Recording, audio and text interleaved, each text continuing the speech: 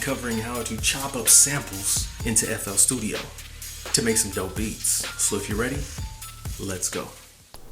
Okay, everyone, let's get right into this chop here. We're going to look for Edison. We're going to go here to the floppy disk. We're going to load the sample. It is on my desktop, the 9 Stoners Creek sample. Let's listen to it.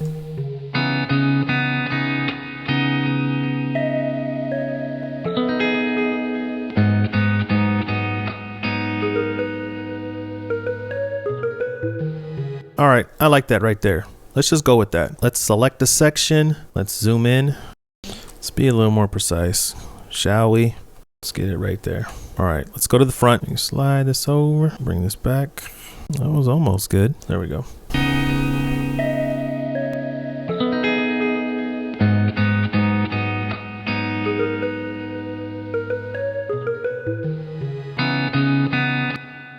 You know what? That'll work. We check the sample. So for the sake of having to do anything crazy as far as processing, let's normalize the sample. Boom. It's going to make everything up a little higher. Let's load up an instance of the Fruity Slicer.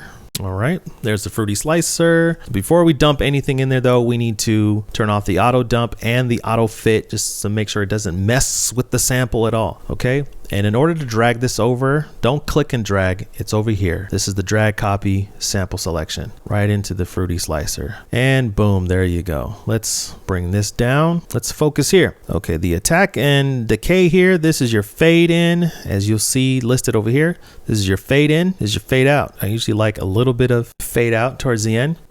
PS is your pitch sample. You can turn up the pitch of the sample, and this is to stretch the sample to try to make it fit in a specific chop on what you're trying to do. So to figure out chops, you can go here to this slicing tool. You can select beat, and as you see, it kind of realigned everything and chopped it up for you. Or you can turn it down to how many chops that you want, then go back here, go to beat. Now you have bigger gaps for longer plays of a particular sample, or you can just take it back up to 16, how you had it, go back to beat, and boom, it'll realign and chop your sample up accordingly. Another thing I like to do with the attack is I like to bring this up just a little bit, because sometimes when you play something, there's a little bit of a click. And sometimes just bringing up playing with the attack here will kind of control that for you, so you don't have any problems with that. And that is in your envelope settings is where you find that. Usually it's tucked in right here. Just click on the wheel on here and you see it's kind of the same. And then there you go right there, and then bring it back. So pretty much there you go how you chopped it up. It's an easy instance of it. And then you're able to play it on your keyboard or MPD or MPC controller that you have. And what I'm going to do also is, because what I did was I saved a preset of what this is, okay? And this preset is right here. Now this is my preset just to realign it, kind of shoved it over just a little bit. And I will make this preset available on my website as a download, so you can load it. Just save the preset to your desktop, and then when you go into the drop down here, you can browse a preset, go to your desktop, load it right in, boom, and it will just do it. And then you can just play with all of these and just get creative with it. And then you can go to the piano roll, record yourself playing an instance of it, right? And this is what it could sound like.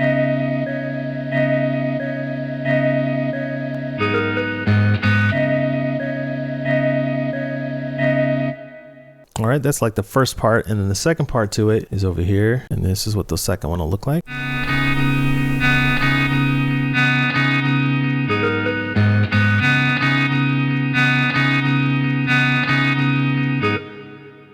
And these are the notes, and I changed the velocity here just to give it different volumes so it doesn't all sound the same and static.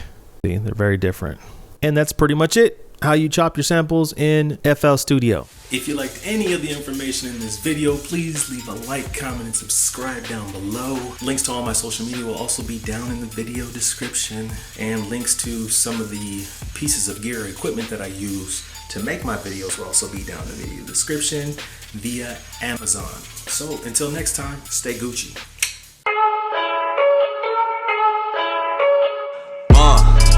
Yeah, I confess, Father, I confess, 'cause I've been living wrong.